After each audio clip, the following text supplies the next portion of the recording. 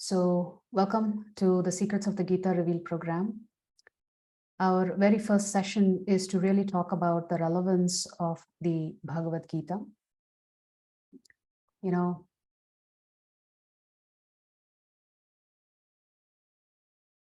it's a book or it's a conversation that happened 5,000 years ago. Today, we are still talking about that book, that particular conversation. So the word Gita means song, and the word Bhagavat or Bhagavan, stemming from the word Bhagavan, means the Supreme Lord. I'm sure most of you, when you were growing up, and perhaps even today, we grew up with songs.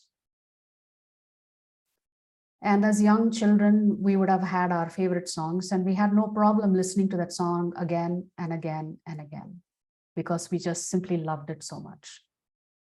What causes us to be attracted to any particular song? It could be the music, it could be the melody, it could be the lyrics,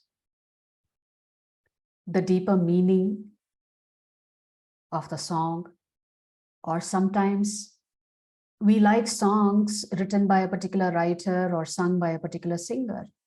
So singers release albums on which they have a series of songs recorded.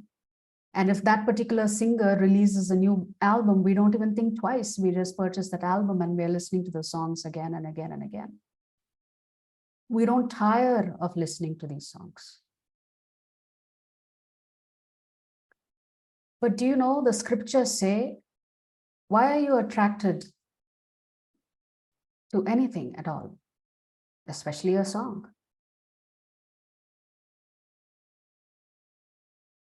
When something is pleasing to the ears, we want to hear it again and again. If that same something is also pleasing to the heart, we want to hear it again and again. So it's not just the melody, but it is also the meaning of the song that appeals to our ears. So the melody appeals to our ears and the meaning appeals to our heart. It touches our heart. But then as you grow up, your taste changes.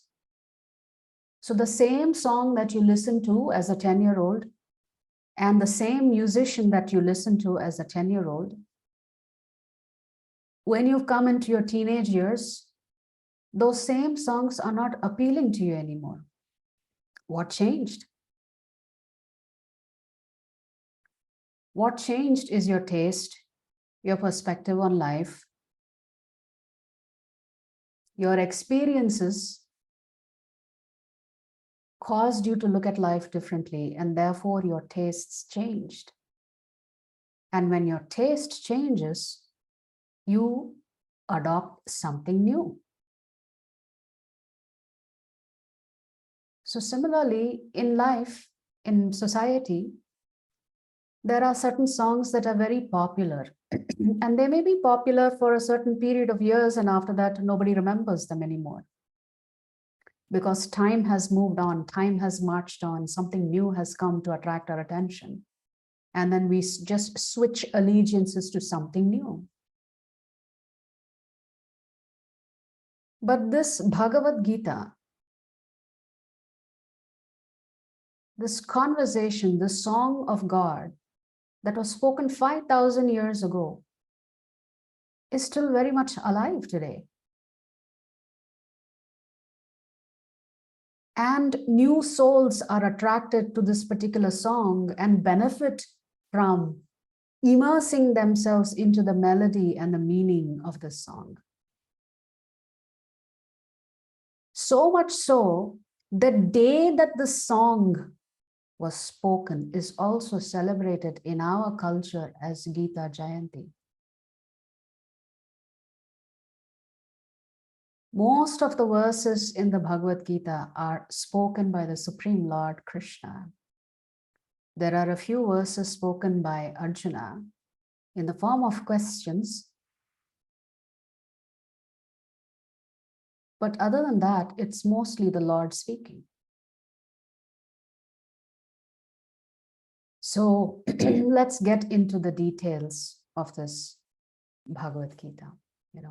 Typically, my request for all of you is kindly put your name, phone number, and city in the chat in one single line. So put your name, leave a space, put your phone number, leave a space, put your city, and hit the enter button, because that will help us track your attendance.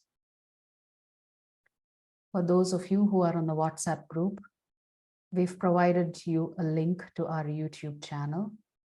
The recordings of these classes will be available there. It will be beneficial for you and for us to promote this program far and wide. So take a single second to also subscribe to the YouTube channel. So there are 3 questions. Generally, when we start this class, we ask these questions of you. We put it in the form of a poll just to understand what your thought process is to these 3 questions. But in the interest of time, we will understand these questions from a scriptural standpoint. So to the question, who are you? What is the typical response that we would get? The answer would be, I am Navadvip Saji. I am X years old. I am wife. I am mother. I am a VP in an IT company. Something like that. So we have so many different identities with us. So which is the most important identity for you? If we were to ask you, what's the fundamental identity? Even for that question, each of us may give different answers. So to the question, why are you here? Now, this is a little bit more of a difficult question because it forces you to think. What do you mean, why am I here? I don't know why I'm here. I don't know why I have taken birth. I don't know why I'm suffering. I don't know why I'm enjoying. I don't know why I was born in a body that I am occupying today. This is a little bit of a difficult question to answer. Why are you here? Unless you have read the scriptures, then you know the answers from the scriptures.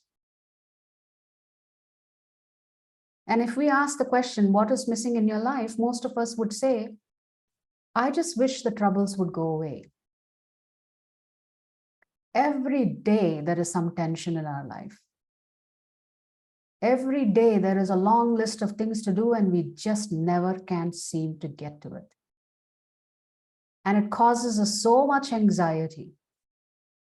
So none of us wants to experience anxiety in our life because anxiety leads to discomfort. Discomfort leads to a tremendous amount of stress, and stress ends up ruining your physical health, your mental health, your emotional health.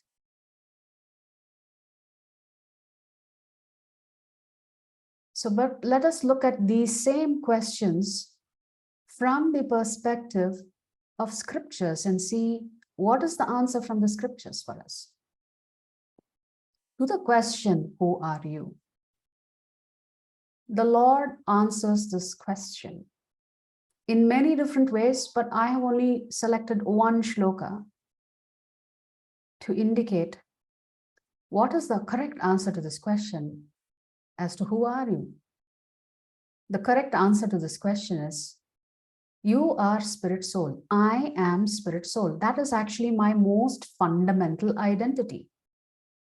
Everything else is secondary, that I am a woman, that I am a wife, that I am a mother, that I am such and such position in such and such company, that I am so old, or I come from a particular background, or I am a citizen of this country. All of these designations and identities are secondary to your primary designation and identity, which is that you are a spirit soul who happens to be occupying this machinery called the human body. So Krishna here is telling Arjuna, that which pervades the entire body, you should know to be indestructible. So immediately Krishna is drawing a contrast, telling us that the soul is eternal and it doesn't matter how many times you change your bodies, the soul will continue to exist. And no one is able to destroy that imperishable soul, Krishna is saying. So Krishna is drawing our attention towards the fact that we are spiritual beings, we are sentient beings, we just happen to be occupying a particular body. So it's possible that in this life, I'm occupying the body that says, I am a woman. In my next life, I may occupy a body of a man. In my following life, I may occupy a body of a dog. I don't know. So my identity, the temporary identities are going to keep changing. That's why it's called temporary. But my real identity never changes. I will always be a spirit soul. So to the question, who are you? The answer from the scriptures is that I am spirit soul. And because I'm spirit soul, I will never experience birth, death, old age, and disease. It's the physical body that undergoes these various experiences in life. So, to the next question, why are you here? And as I mentioned, this is a little bit more of a difficult question. You have to really think. Perhaps most people in India would say, I'm here because of my karma, because the word karma is so well understood in our culture, or at least we think we understand what the meaning of the word karma is. But for every single term, there is a technical explanation in the scriptures, and we're going to go to the technical explanation tomorrow when we cover the topic of karma. What is karma really? So to the question, why are you here? Your only purpose in life is to develop such a high level of self-awareness that you reach the stage of self-realization, which eventually leads to God realization. So self-realization is not complete without God realization. To understand who you are, you have to understand where you've come from. Because you're not this being that's floating around somewhere, not having any connection to anyone. Since we are all connected to the Supreme Lord, we have to understand ourselves in the context of our relationship with Him. We are all His children. So our primary objective in life is to march down the path. Our goal is self-realization. In the process of trying to achieve the goal, we undertake either karma yoga or jnana yoga or bhakti yoga or dhyana yoga. There are various paths that you can undertake, all singularly focused on the same goal. But different paths lead to different results. So what's the right path to take to achieve self-realization? Those details will be covered when you join us for the 18-day, 18-chapter program. So here, the Lord is telling Arjuna, one who neither hates nor desires the fruits of his activities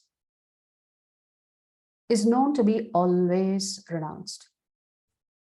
Such a person, free from all dualities, easily overcomes material bondage and is completely liberated.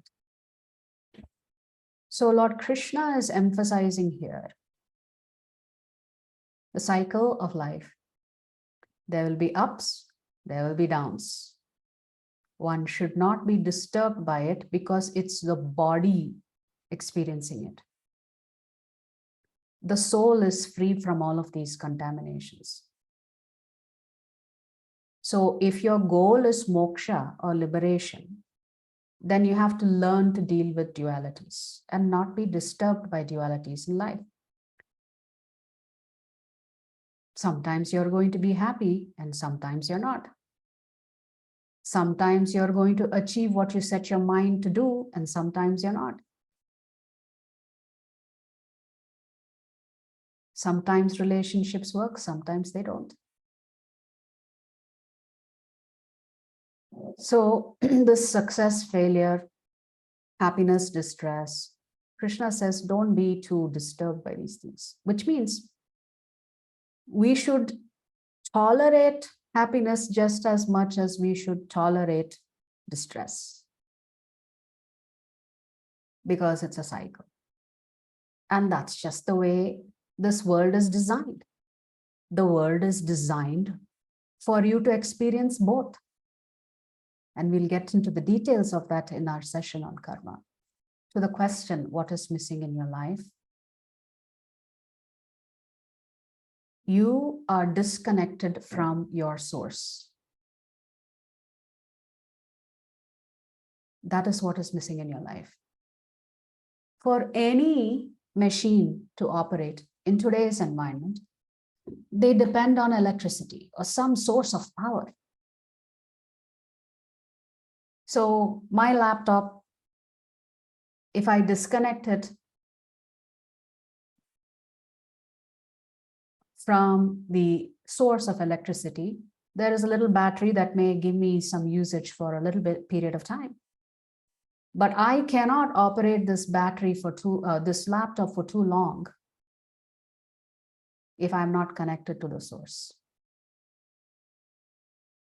So the question is, how do we think that we can operate ourselves when we are disconnected from the source? So to optimally operate, you must be connected to the source. You need to plug in to the Supreme Lord. If you're not plugged into the Supreme Lord, whatever limited battery that you think you have is just going to be depleted very quickly. And that is what is going to cause so much distress in your life.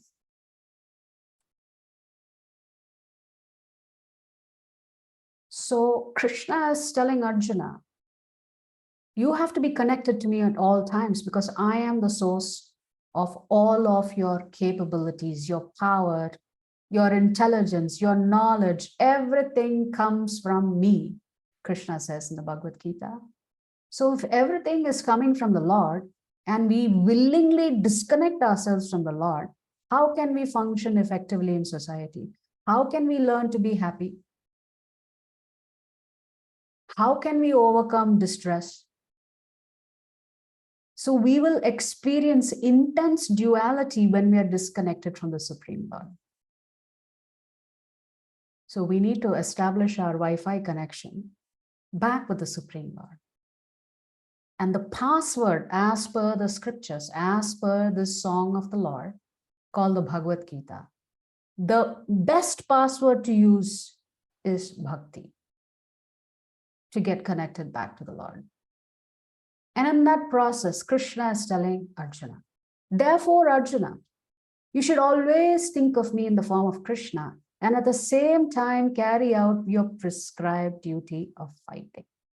So remember, Krishna is not indicating that you have to give up everything that you have to do in your life in order to be connected to him. So it's not a zero-sum game.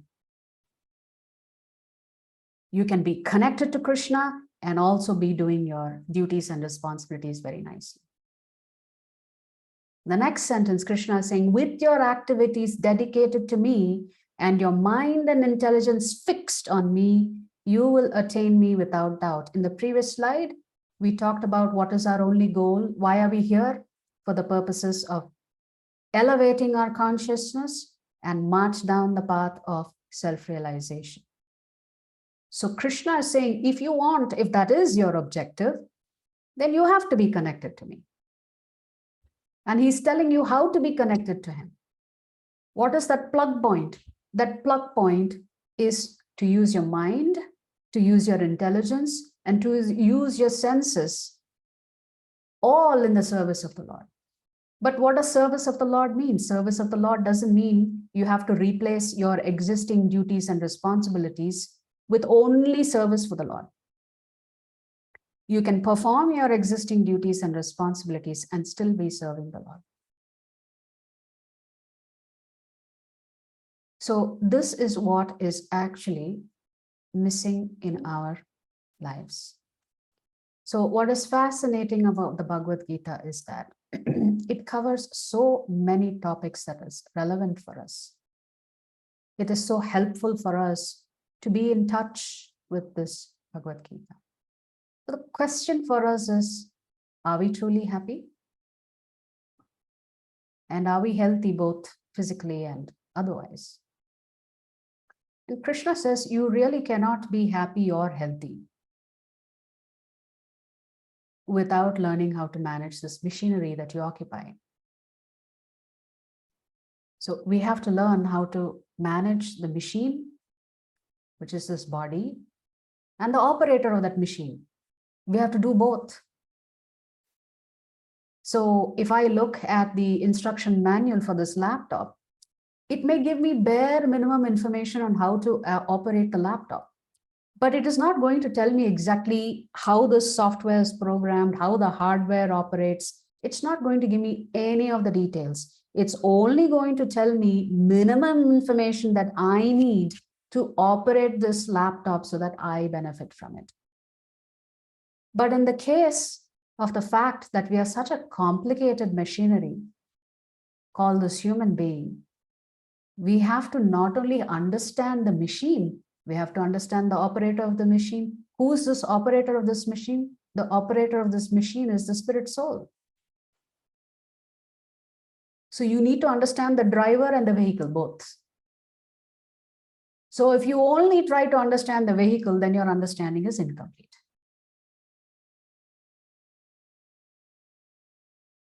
So if you're only focused on the body, you will never be able to operate at the most optimal level. So you have to learn to understand the machine and the operator of the machine. The machine is this physical body, which includes your mind and intelligence. And the machine, the operator is the soul, or the occupant of this particular body is the soul. So without spirituality, our life is not complete. It's only when we are connected to the source that you are going to be able to manage the challenges that come into your life in an effective way. And challenges will come in the form of health, in the form of finances, in the form of relationships. Challenges will come. We cannot avoid it. So these are the things for us to think about in terms of what are we actually dealing with here. So let's look at the context. We may say this Bhagavad Gita is really only for the sadhus, people who are wearing the saffron attire. They have time on their hands. They have dedicated themselves to studying the scriptures. It's for old people. So why don't I wait till I retire? Why is it necessary for me to know this information now? Well, think about the context of this battlefield. Arjuna is not a sadhu. He doesn't have a shaved head with the shika. He's not wearing saffron robes. He's not a sannyasi. As a matter of fact, he's a kshatriya and he is a grahastha. He's got so many responsibilities on his shoulder. And there is an emergency on hand. The emergency is that he has to fight. And what has led to this battlefield? A series of tragic events and injustices. Attempts at poisoning, attempts at setting the house on fire, Queen Draupadi being disrobed. Ideally, a king should treat all his citizens equally. But in this case, King Dhritarashtra is not only physically blind, he's also spiritually blind. He can't bring himself to treat his own sons and the sons of his brothers equally as a king.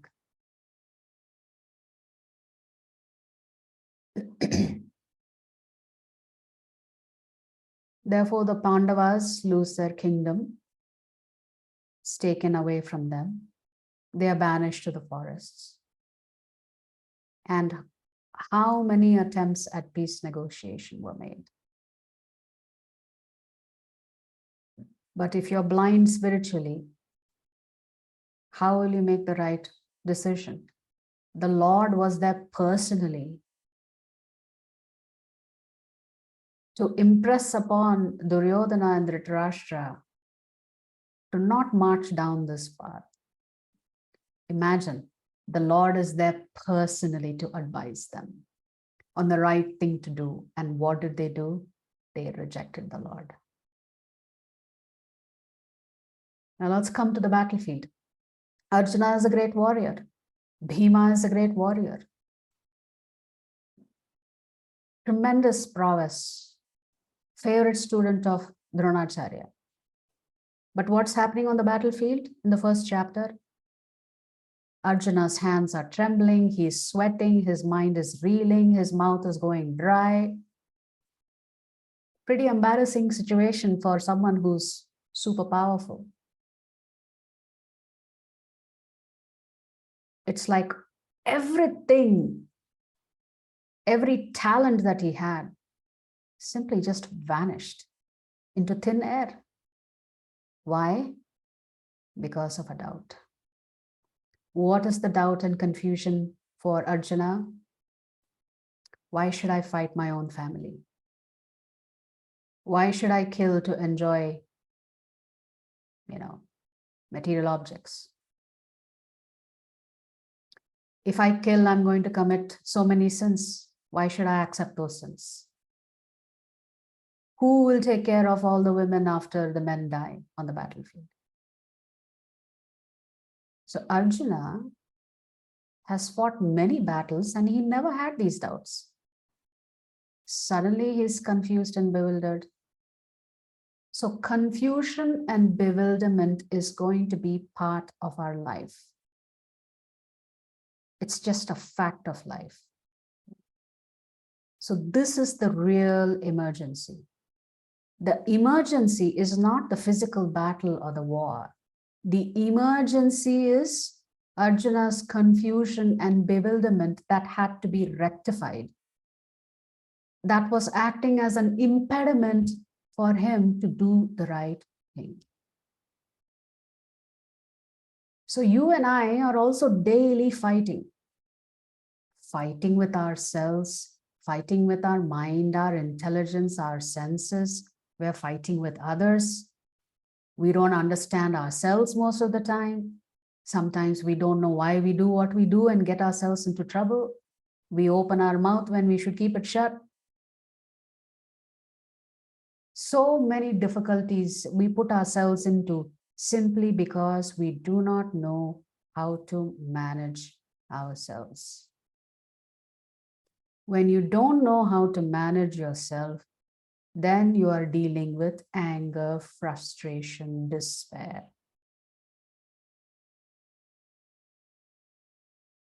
And when you're angry, how can you make the right decisions? I was listening to a lecture by His Grace Gauranga Darshan Prabhu. He's a very popular preacher in ISKCON and very erudite preacher. He was just giving a comparison. I was listening to his class last night. And he was saying, for us, when we come across somebody who irritates us or annoys us and something just sets us off and we don't like that person anymore, we either reject them or avoid them because we don't like them. because they have not done anything to please us. And he was just telling us, how many times have we disobeyed Krishna again and again and again over so many lifetimes? And yet Krishna is there for you because he loves you so much. Krishna will never let you down. That's why he's there with you as Paramatma in every step that you take. But he wants you to willingly accept him as the master. He will not force you to accept him as the master. What a fantastic boss to have.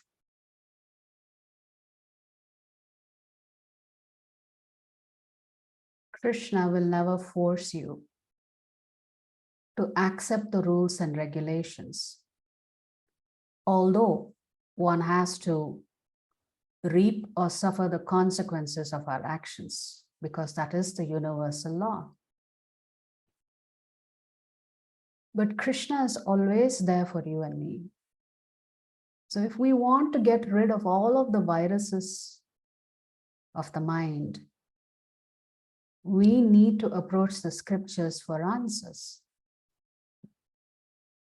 So this is critical for us. We are fighting a daily battle. Therefore, the Bhagavad Gita is relevant even today. So you may think, Bhagavad Gita, battlefield, Mahabharat, that means most of the shlokas have to be about war? Not at all. The vast majority of the shlokas are to do with how you're managing yourself. The war that you are at with yourself. So the Bhagavad Gita has very, very few shlokas on fighting actually. It has everything to do with managing yourself. So war is the context of this conversation. The instructions that the Lord gives are real world instructions. These instructions are for you and me to learn how to apply in our life. So the objective of the Bhagavad Gita is to teach us how to live our life. Therefore, this confusion is eliminated. For us in today's world, we have to be very mindful about our digital diet. There is a survey that was done last year in the United States that talks about the fact that on average, a human being is spending 8 hours a day with devices, laptop, mobile, telephone, whatever, iPod, iPad, you name it. If our mind is always engaged in the digital realm, that means there is no time to contemplate, there is no time to think, there is no quiet time to assess yourself. So in Kali Yuga, we are so busy with activities. One activity after another, after another, after another, after another. It can be overwhelming. We were discussing in this morning's class, one Mataji asked, how do you control the mind and how do you pay attention in class? Because in class, if it is a 1-hour class, we may not be able to be attentive for that entire 60 minutes. So our mind is going in and out of the class. So how to focus our attention that we are getting the maximum out of the class? That is because we have not trained our mind to stay focused, right? So this kind of digital diet can be overwhelming in addition to all of the other day-to-day struggles that we have in life. So we typically talk about in management philosophy, the 3 circles, the circle of control, the circle of influence, and the circle of concern. The circle of control is what you can do to better manage yourself. The circle of influence, it really tells you about how you can manage others. And the circle of concern indicates that there are certain things that are not in your hands at all. You can neither influence them nor you can control them, which means it's beyond your purview. But what is fascinating is that as you learn to control yourself more and you develop your self-awareness more, your circle of influence begins to expand. So if you manage yourself better, you can manage your relationships better. You can influence more people, not through power and authority, just through your value systems and conduct. So Stephen Covey, who is a very famous management guru, has written many, many books. A lot of leaders at some point or the other would have read Stephen Covey's books. His very famous book is The 7 Habits of Highly Effective People.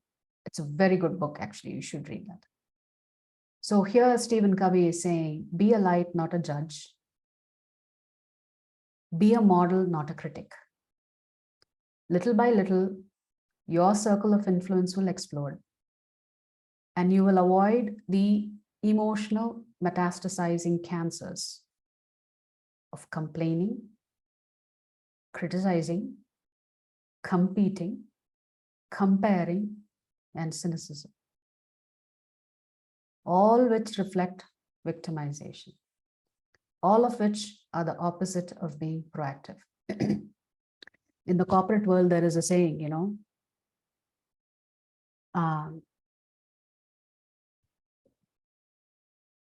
if there is a problem, we have to acknowledge that we are part of the problem. If we don't acknowledge we are part of the problem, then we cannot be part of the solution.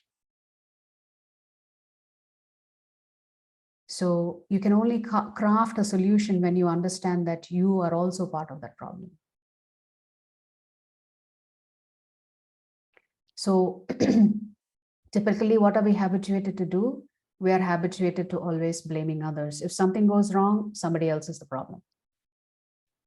Or an event is the problem, or that person's attitude is the problem. We never acknowledge that the problem, the origin of the problem, or part of the problem could be us. And therefore, we get sucked into this vicious black hole of blaming others. So when we start blaming others, there is no incentive for you to fix that problem, because you're too busy trying to fix somebody else than to fixing yourself. So what do we end up doing? All these C's: complaining, criticizing, competing, comparing, until you become really cynical. So much so you even blame God for your problems in life. It's like we want God to be our servant instead of us learning to be a servant of the Lord. How is that going to work? So we want to order God around, telling him, do this for me, do that for me, instead of asking the Lord, how can I serve you? So really, humility is the key. So Srila Prabhupada says, every one of us is searching for happiness, but we do not know what real happiness is. We see so much advertised about happiness, but practically speaking, we see so few people happy. This is because so few people know that the platform of real happiness is beyond temporary things. It is this real happiness that is described in Bhagavad Gita by Lord Krishna to Arjuna. So Krishna is giving you the formula for happiness. So I've just taken a few points from the Bhagavad Gita. There are many, many more. And maybe on the 6th day, we will look at some of these points, if we have time. So Krishna talks about what is the formula to control your senses. He says, develop a higher taste. Replace your lower taste with a higher taste. What is the formula for mind control? Krishna talks about practice and detachment. How to cultivate good qualities. In chapter 16, Krishna talks about the good qualities, and the good qualities we have to cultivate, and bad qualities we have to reject or give up. And in that process, Krishna talks about the 6 bad qualities. Do you know what they are? In one of the shlokas, in the second shloka of the 16th chapter, Krishna talks about pride, arrogance, conceit, anger, harshness, ignorance. Krishna says these 6 qualities are demoniac in nature.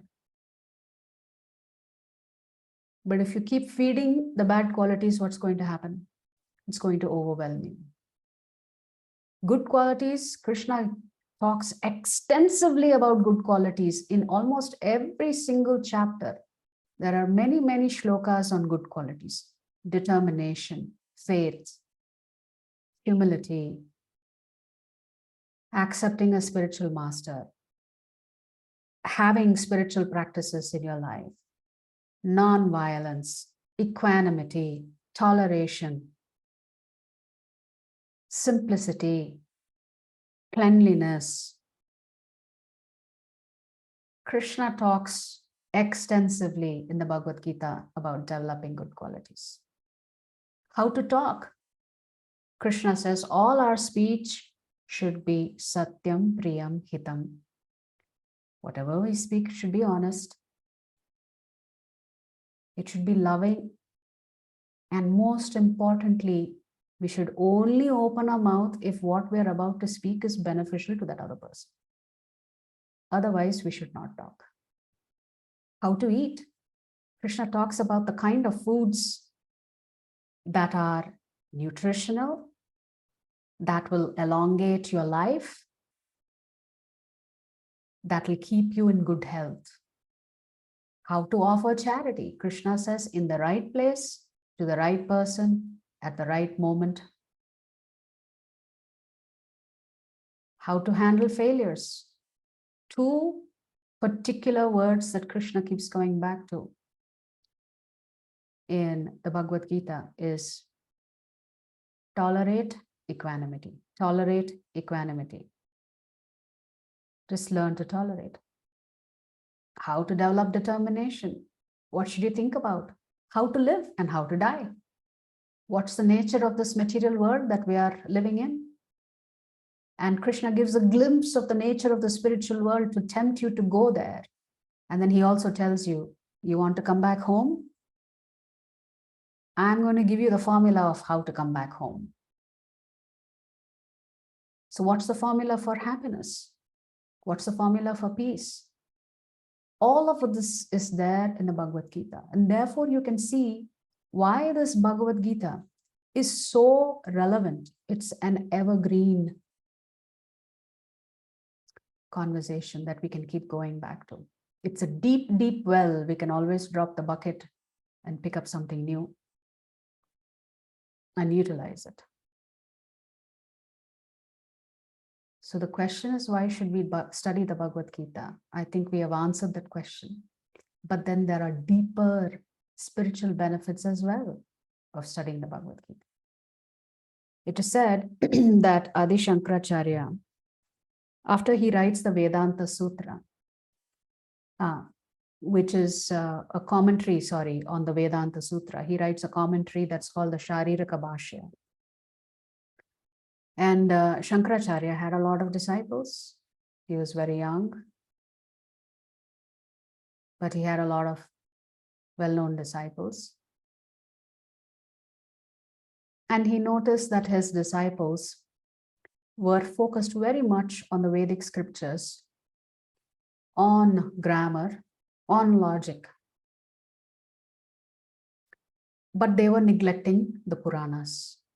The Bhagavad Gita is part of the Puranas. It's not part of the Vedas. So the Puranas and Itihasas actually relay very important aspects of the Vedic scriptures in the form of stories, allegories, etc. So he noticed that his disciples were not at all studying the Bhagavad Gita because they dismissed it as it's part of Mahabharata Mahabharata is full of stories. It's not necessary for us to distract our attention towards this Gita Upanishad, because there are plenty of Vedic scriptures for us to focus our attention. Sometimes when an acharya is disappointed with his disciples, he doesn't address them directly. So the acharya constructs this 7-verse called the Gita Mahatmya to establish emphatically why one must study the Bhagavad Gita, because his own disciples were not paying attention to the Bhagavad Gita. So in that context, we have 2 verses from the Gita Mahatmya by Adi Shankaracharya, where his instructions are very clear. To the top right, Shankaracharya is saying, for a self-controlled person who seriously studies this Bhagavad Gita scripture, not a trace of sin remains, either from the previous or present life, since all his sins are burned to ashes. So the benefit of reading the Bhagavad Gita is that it wipes out your karmic reactions. Even though you don't know how it does it, it doesn't matter that you should know how it actually happens, but it happens. On the bottom left, Shankaracharya is saying, there are many, many Shastras in Vedic culture. So oftentimes it can be confusing. Which ones are we supposed to study? Because there are too many books. How can there be so many books? Look at Christianity, they have 1 Bible. Look at Islam, they have 1 Quran. Sikhism, they have 1 Granth Sahib. But Vedic culture, anything and everything is there. The Puranas themselves are organized into 3 different sections. 1 section for those who are in Sattvagun, 1 section for those who are in Rajagun, and another section for those who are in Tamogun. So depending on which guna is influencing you, you have to read that particular scripture to benefit from it. So keep things very simple. Shankaracharya says, if at all you have to focus on 1 book and 1 book alone, you should always select the Bhagavad Gita.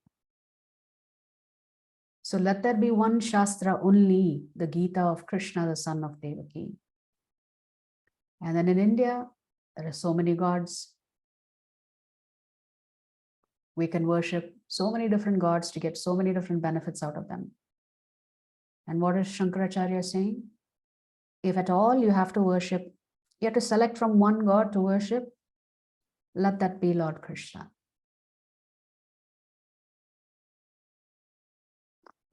Coming from Vedic culture, we are all attracted to prayers and recitation of nice Sanskrit mantras. So many mantras to choose from. What is Shankaracharya saying? If you had to select the best mantra, the topmost mantra is the Hare Krishna Maha Mantra, the holy names of the Lord. Just 3 words. Hare Krishna Rama. We don't have to worry beyond that. And we have so many duties based on so many different identities. But if we had to select all from those list of duties and responsibilities we have, we should select the duty and responsibility of serving the Supreme Lord. So working for Krishna is more important than all of your other duties and responsibilities. It is not a replacement. It is just a priority.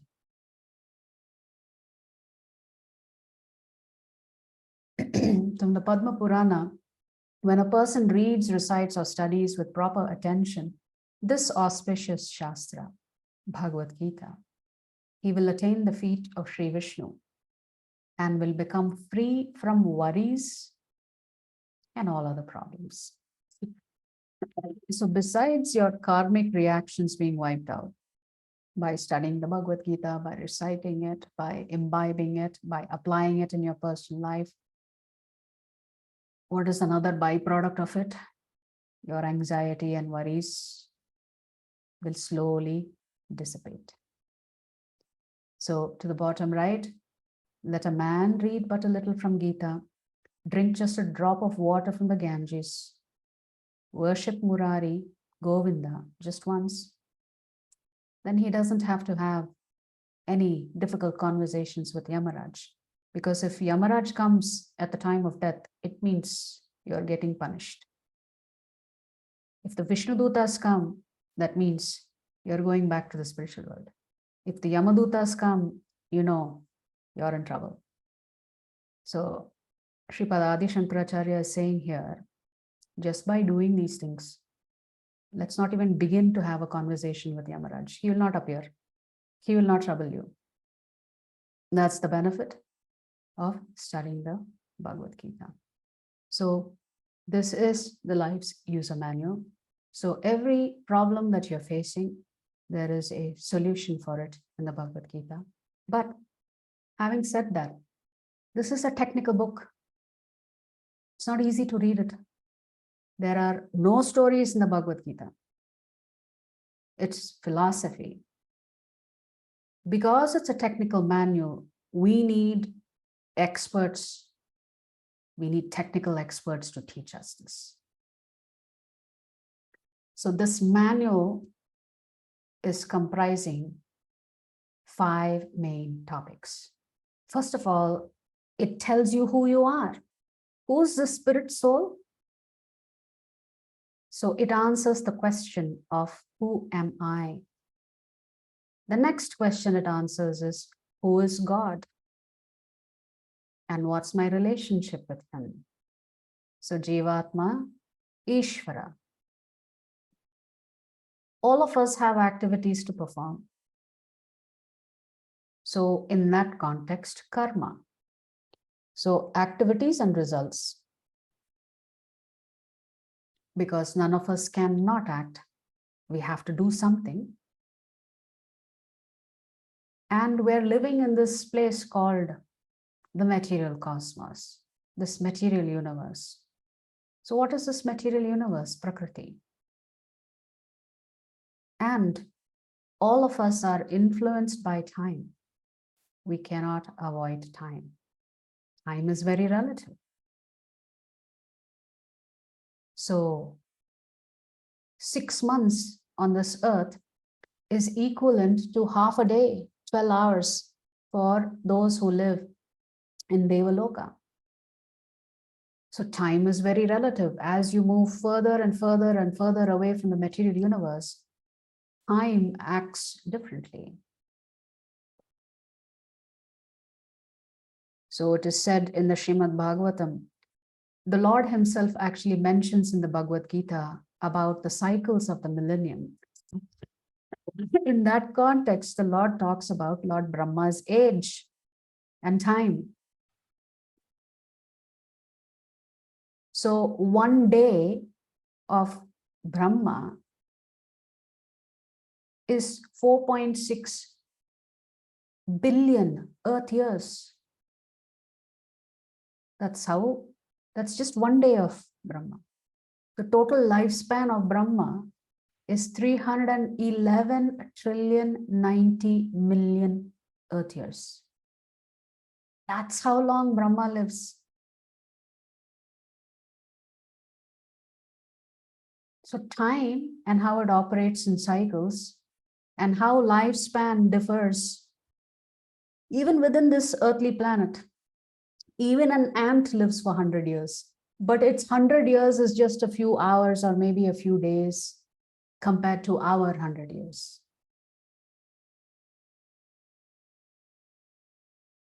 So these are the 5 topics that we are going to get into.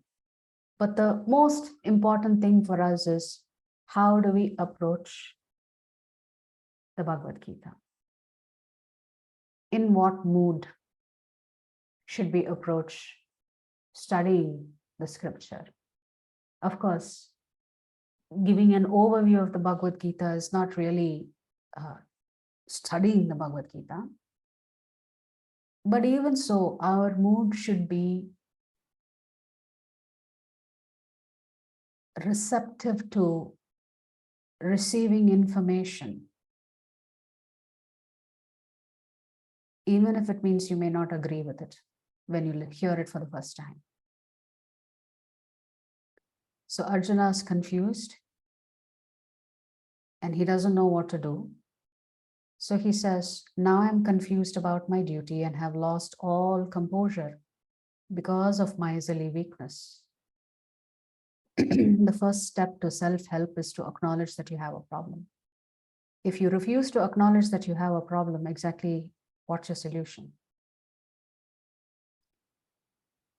The first step is to say, I have a problem. Then you can go seek help. So that's exactly what Arjuna did. In this condition, I'm asking you to tell me for certain what is best for me.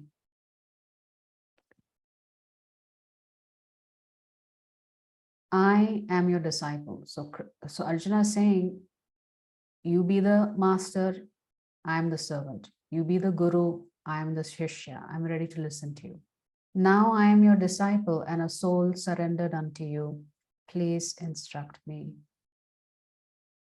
So when we go over the next 5 days session, we will begin our topic with karma tomorrow. And then we will look at Jivatma, Paramatma, and our concluding session will be on Prakriti and Kala. So I hope this was a good introduction to why the Bhagavad Gita is very much relevant for all of us. It helps you think deeper about this process of exploring yourself, exploring spirituality, but to do so with a very open mind. And although it is very difficult to do it, to set aside preconceived notions of what you may have heard in the past about the Bhagavad Gita or about Lord Krishna and his instructions, to keep an open mind for the processes of exploring yourself, exploring your connection with the Supreme Lord. So with that, we will come to today's session concluding. My deep gratitude to all of you for joining us. It's a little late at night, but thank you for spending an hour with us, diving into an introduction to the Bhagavad Gita.